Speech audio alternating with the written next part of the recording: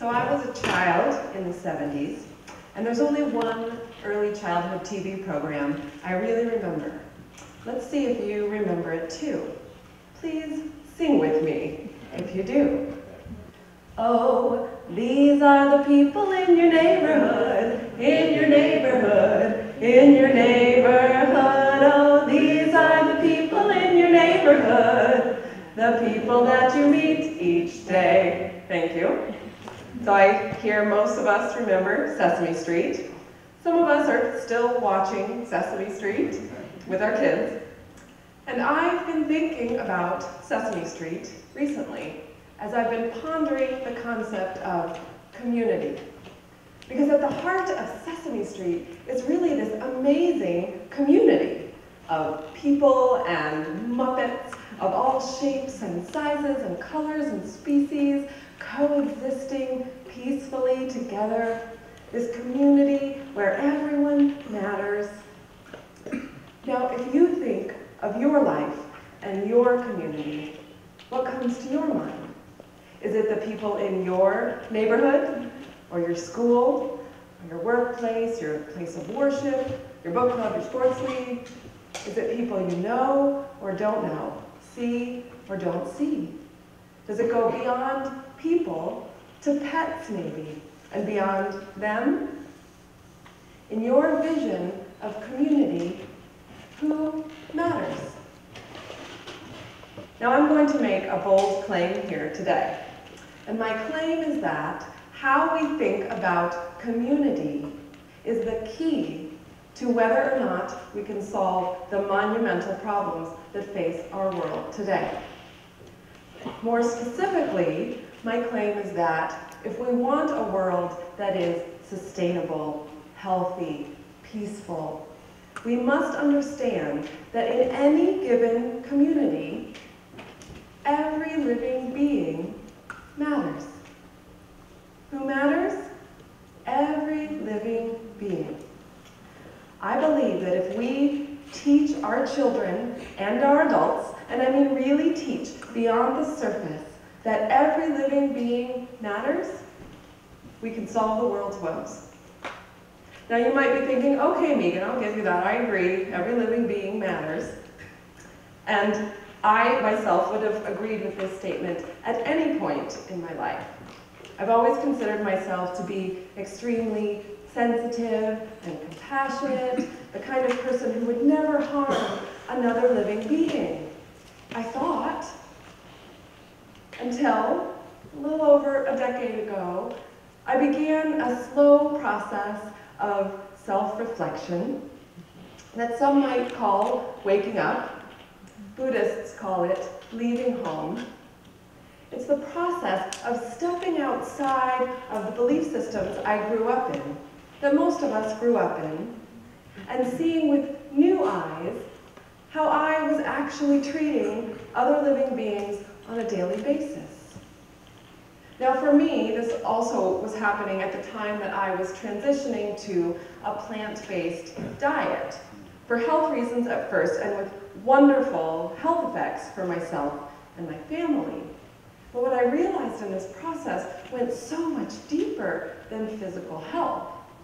What I realized was that I was living in complete denial about how my actions were affecting other living beings whom I could not see, would not ever see, and had not allowed myself to truly think about. It wasn't just my sushi, but my shoes and my eyeshadow, all of whose production harmed other living beings in profound ways. So then, how can I say I would never harm a living being and then look down at my feet and I'm wearing one? So I made the connection, but I didn't go right home and throw out every piece of leather in our home. But I did stop buying it. The cleaner my eating got, the clearer my thinking got about the direct connection between myself, my actions, and other living beings, and the environment. So I had also considered myself to be a pretty conscious consumer. But at this point, I had to face myself and decide that I needed to make a truly conscious choice to change all that I was consuming in profound and permanent ways if I was going to truly live by my set values. And it was making this fundamental choice over time, again and again in small ways, that led me to the big claim I now make and teach, that we can save our world by aligning our actions with the understanding that every living being matters. Now, one of the things that's been interesting to me on this journey is realizing we're actually born with this understanding. You can see it in our kids before we teach it out of them. I mean, how many kids love Charlotte's Web? They so relate to Fern and her fight to save that little pig she named Wilbur from being eaten for Christmas dinner. How many kids root for that lobster Sebastian in Disney's Little Mermaid as he tries to escape from the chef who wants to boil him for the palace banquet? What would happen if we actually honored the messages of these stories that our kids love, rather than feed them these stories and then feed them bacon and seafood afterward? Now, I know the animals in these stories, they're anthropomorphized, right? They don't really talk like we do. But kids get that just because animals don't talk like we do doesn't mean they don't communicate, have feelings, have families, have relationships. They do. Pigs are known to be more intelligent than the dogs so many of us adore. They can clearly express empathy. Lobsters have their own language, and they're known to walk hand in hand, the old leading the young. When kids become fascinated with animals and plants, they're simply making connections with members of their community. Before we teach them otherwise, our kids inherently believe that their community includes not just all people, but all living beings. So, how do we keep this alive in our kids and re-spark it in ourselves? For me, it began to happen organically as I began to live my life as if every living being truly mattered. And I'll give you a little example from our house, which happened last summer, when our kitchen was invaded by fruit flies. Those little buggers were everywhere. No banana was spared. Now, in the past, this would have simply annoyed me, but now I saw an opportunity in it. So I grabbed the kids. I said, "Come here, kids. Look at these fruit flies. What do you think is their role in the ecosystem? What's their purpose? We all have one." So we did a little research. We consulted the Oracle of Google, and we discovered that fruit flies have a very important role in both the plant life cycle and the food chain. So fruit flies are responsible for decomposing rotting fruit on the ground so it goes back in the soil and makes more fruit. And they serve as vital meals for lizards and snakes and birds and other creatures. "Wow," the kids said, "those little bugs do all that?" "Yes," I said. "And they spread bacteria, so we need to get them out of our kitchen." But how can we do that in a peaceful way? So we bantered about some ideas, including our 6-year-old holding up a piece of melon and walking slowly out the front door, which didn't work so well. But we discovered a simple catch and release fruit fly trap that we could make and put around our kitchen. I'm going to show you. So you take a mason jar and you fill it to about here with vinegar, a simple piece of paper as a funnel. The fruit flies fly in, they can't get back out, and each night the kids can release them and relocate them from our kitchen back out to nature. So you get, right, that it's not about the bugs or the trap per se. It's about our attitude toward these creatures invading our space. And it's about the power of our small choices. Along my journey, I discovered there's actually a name for this kind of teaching, and it's called humane education. And the crux of humane education is teaching us to make the connections between our choices and their effects on other human beings and animals and the planet.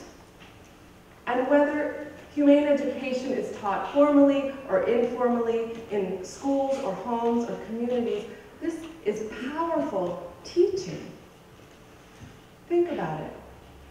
If our kids learn to stop and consider the far-reaching effects of their smallest choices, if they learn to believe that even a little fruit fly matters, imagine how they will handle the big choices they come up against in their lives.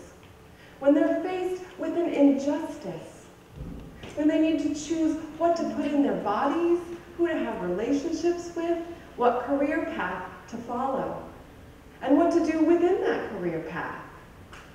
If we raise a business person who truly believes that every living being matters, they will choose living beings before profits. If we raise a hairdresser who truly believes every living being matters, they will choose salon products that are eco-friendly and not tested on animals. You get it? No matter where they go or what they do, no matter what we do, if we are armed with this comprehensive, interconnected concept of community, we will make choices that create a sustainable, peaceful, healthy world. If you think about it, at the root of all the big problems we face today is somewhere, someone who thinks some living beings don't matter. Or at least, as in Orwell's Animal Farm, that some matter more than others. Whether it's factory farms or child labor, at the bottom is a lack of belief that we are all interconnected. And if we want to start chipping away at these big problems, we can start with our seemingly smallest of choices. From the t-shirt we buy, to how we treat bugs, to what we put on our dinner plate. It's just a matter of stopping and considering with each choice the effect on any other living being in our interconnected global community. And the more we do this, the easier it gets. It becomes second nature. And when we do this, we not only simplify our lives, but we change the trajectory of our collective future. Now, remember at the beginning, when I asked you to visualize your community. Well, now I invite you to visualize again. Imagine now that your community includes every living being that you can see and not see. Men, women, children, farm animals, sea animals, birds, reptiles, insects, trees, plants, flowers. And imagine that if any one of these members of your community were treated as if they did not matter, it would ultimately negatively affect everyone. Albert Einstein predicted that if we lose bees, humanity will have 4 years of life left. Bees matter. Fruit flies matter. Lobsters and pigs and sea urchins and faraway children and trees and you and me matter. We are all community. Understanding this is the key to the future of our planet. So, before I close, I would like to sing with you again. Another classic from Sesame Street. Please join me. Sunny days, sweeping the clouds away, on our way to where the air is sweet. Can you tell me how to get to Sesame Street? Thank you. Thank you for singing, because I want to say one more thing, which is that the first song we sang had a vision of a harmonious, multicultural, multi-species community. And this song has a vision of sunny days and clear skies and clean, sweet air. And both of those, all of those things, aren't they what we want for ourselves, for our kids, and their kids?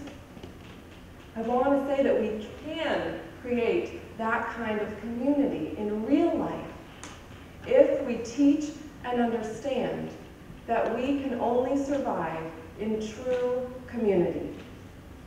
And in true community, every living being matters. Thank you.